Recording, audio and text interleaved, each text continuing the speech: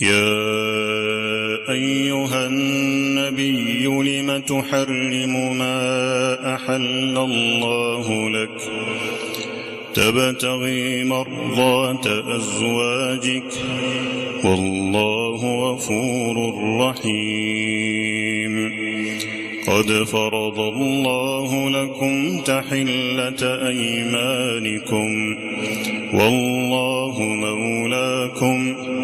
وهو العليم الحكيم وإذ أسر النبي إلى بعض أزواجه حديثا فلما نبأت به وأظهره الله عليه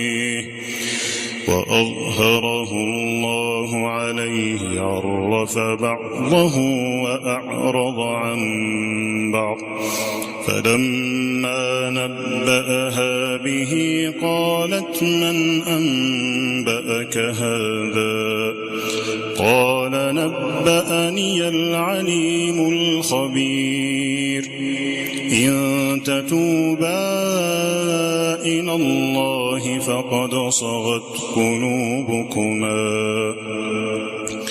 وإن تظاهرا عليه فإن الله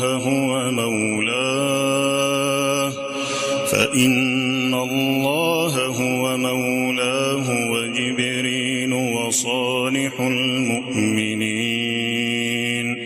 والملائكة بعد ذلك ظهير عسى ربه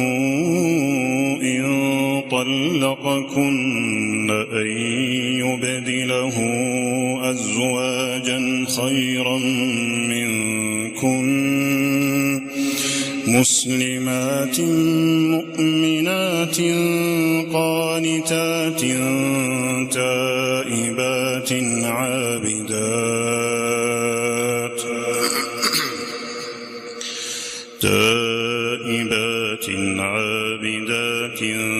سائحات